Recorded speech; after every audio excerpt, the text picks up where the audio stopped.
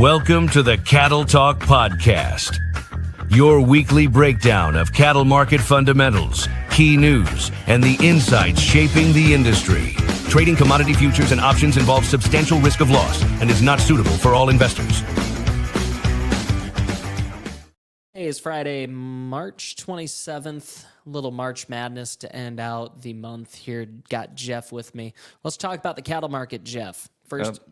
Absolutely. First, I want to start with you had a busy week traveling across the United States, speaking at different things. Let's start with your experience at the Bloomberg Intelligence Conference that you spoke at this week. Yeah, we had a pretty unique opportunity to be a panelist on one of their events. So they Bloomberg Intelligence, it would be the leg of that company who kind of focuses on market research, market data. So, I think they had just about 300 people down there and be all users of their platform gathered for their quotes as well as gathering information. They call it the fuel, food, and farming. So it had some variety. We were there to be a panelist on a segment about the pork industry and a segment about the beef industry, Mike. So the other panelists were, really enjoyed getting to know those folks as well. They had certainly had all their numbers and their ducks in a row as far as, the things that they're watching in this marketplace and other topics around the room were also really interesting. Some of those topics likely involving a very important stance closing out the week here, which would be about the renewable fuel industry. What was kind of the major talking points besides everybody getting pretty excited about the opportunities going forward? Yeah, a lot of excitement and interest around the what's supposed to be released this week. And, maybe if it's coming out this weekend, Mike. As far as the renewable volume obligations, so the fuel folks that were in the room were very excited to get that information out. Everybody had a lot of different opinions as far as what it's going to say and what the gallons are going to suggest, but no doubt there was a lot of energy down there around that topic and pretty bullish ethanol and renewable diesel and all the above. About the only thing that they were super bullish on down there, to be quite honest with you, but we can jump into that in a minute. Those RVOs, that news, supposedly those numbers did get leaked on Wednesday, but soybean oil is up a couple days after, but we'll see if those are the actual numbers that come out here this week or not. But the market hasn't bit too hard on it for actual impact on probably like corn or soybean futures at this point. They are trying to ease the price at the pump a little bit this week. They're expanding the E15 availability seasonally to try to ease some prices at pumps as well. So that was some renewable fuel news that kind of changed up this week, Jeff. Yeah, and I guess one of the bigger takeaways that I had down there, they had some folks that were from Brazil, some folks talking about palm oil markets over in Indonesia and Malaysia, but and this has increased since the Iran war, of course, but I was really impressed at how many other countries, pretty much everybody around the globe, is really wanting to increase their renewable fuel, Mike. So that every government that, at least all the examples that I was exposed to, whether it's South America, whether it's in the Pacific Rim, whatever, were pushing a renewable diesel, probably even more so than ethanol. So that's a bit how every country's government is trying to move away from their dependency on crude oil, obviously. But with all that said, I mean, the palm oil market is much bigger than what I ever anticipated. And the U.S. is still the marketplace that everybody wants access to for palm oil even. So we must use an incredible amount of diesel, Mike, because they're still wanting they're still wanting to import that into the western states here, California, Washington, so forth. So that was all pretty interesting. What on the protein side? Yeah, so protein, I mentioned earlier, it seemed like renewable fuel was about the only thing that they were bullish down there, and I would say that's true, except for maybe, and we'll get into this in a minute too, the supply side of the cattle. People are pretty optimistic about that. Continue to sneak lower here, but No surprise there, really. right. But as far as consumer sentiment, consumer, the ability for consumers to continue to keep up with today's pace, as far as inflation goes, and especially on the food side, just a lot of question marks around that. Not a lot of data supporting the idea that they're slowing down or anything like Oh, that it's pretty on quick. food. It's pretty quick. I mean, Yep. most of these people, if they're not very rich anyways, them paying a little bit more on gas hasn't slowed them down from buying steaks yet, because they haven't even paid their credit card bill yet from this last month. That's fair. But yeah, as far as any of the data that's been collected and was showing, it all looked fairly positive yet. Yeah. And especially GDP's for meat. up, unemployment's low. The outside of that stuff, it looks okay yet on Yep. the economy. But as far as finding somebody that was optimistic that was going to continue was few and far between down there. Did anyone talk about like $400 is the make or break point? Like, why wasn't $300 the make and break point for choice? Like, was there any talk about that? Yeah. So, and what they really went to is the retail beef side of things. And I think we've talked about that a little bit on this podcast too, Michael.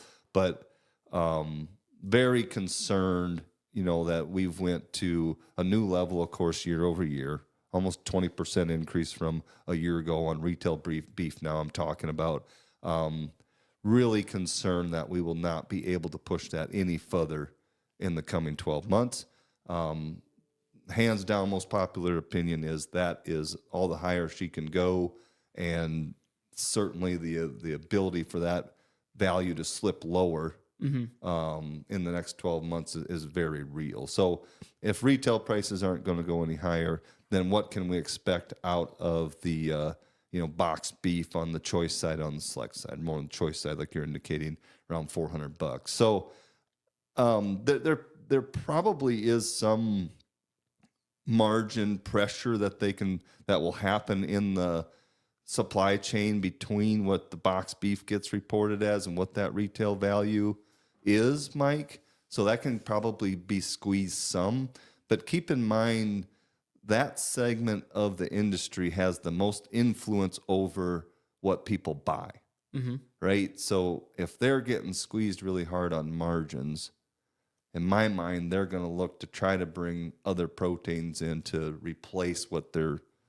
really struggling to make any money on. So That would make sense. yeah, just impressed that there's a lot of things going on in the cattle industry right now as far as the fundamentals and the numbers and everything that we're all trying to digest, that almost nobody agrees with each other, except for on that one topic, that retail beef prices are going to really struggle to increase in the next 12 months, probably going to go down just a little bit. The other thing that was commented on, and we spent a decent amount of time on, and I think a lot of us probably have seen this, but to see some pretty smart folks to put some numbers to it was really impressive.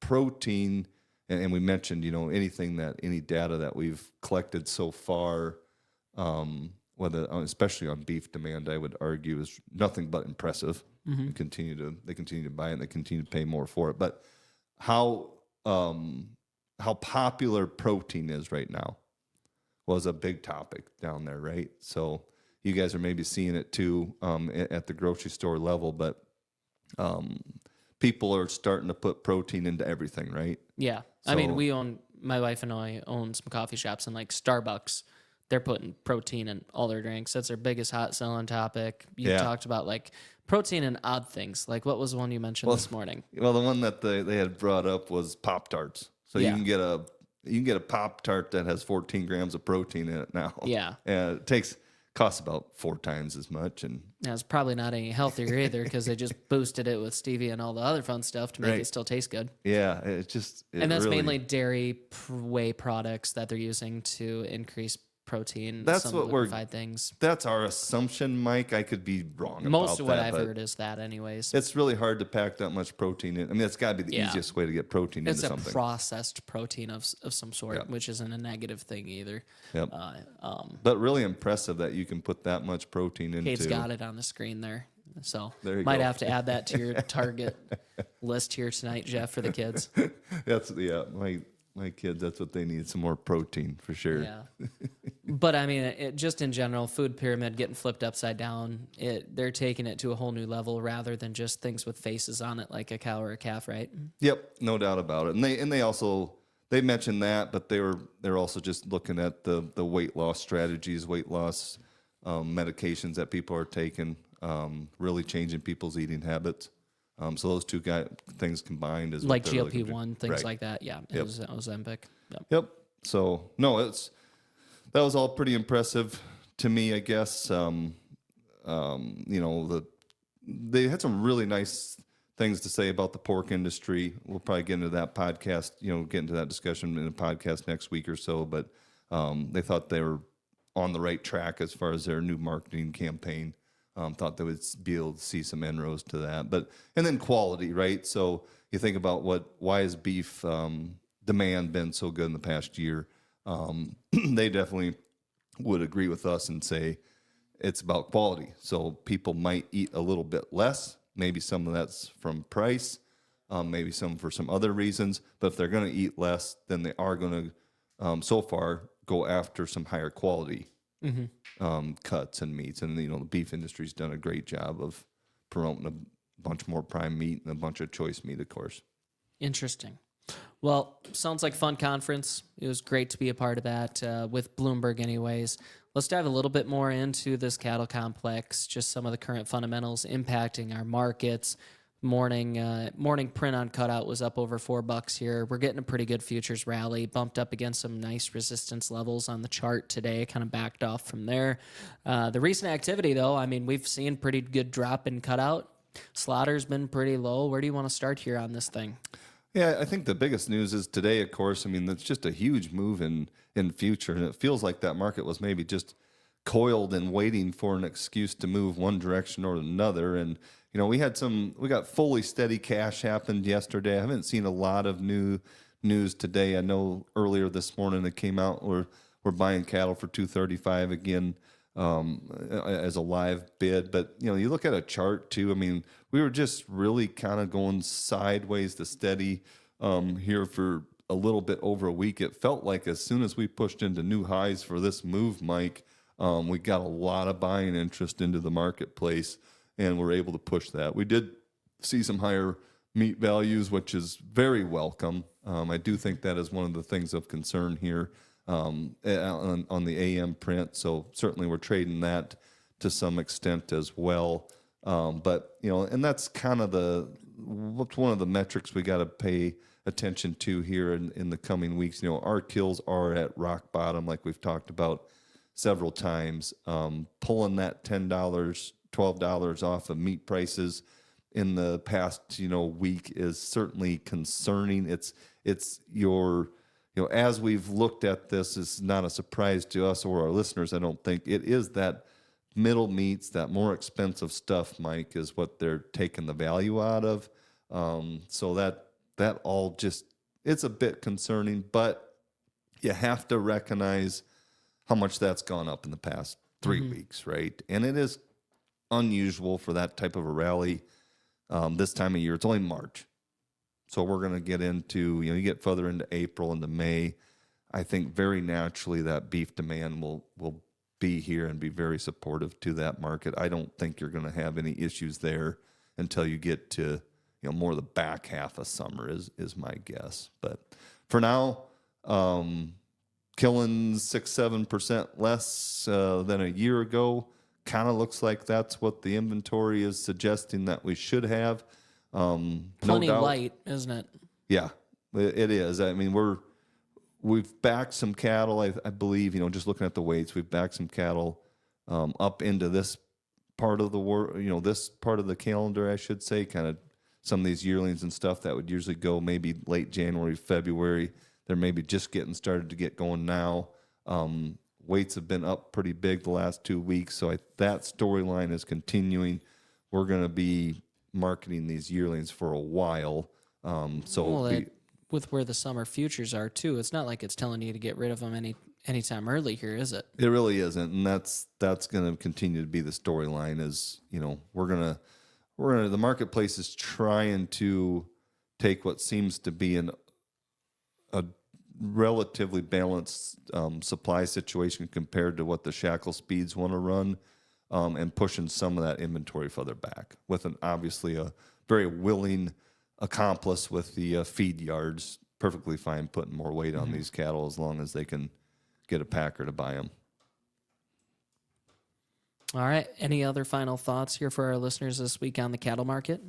A big move higher in the futures. You are toying with the high end of what we've seen here, really going way back to last fall, Mike. So there's some opportunities to take a really hard look at your position here. We've been waiting for some of these opportunities to get, August up into this mid 230s, above 235 at least.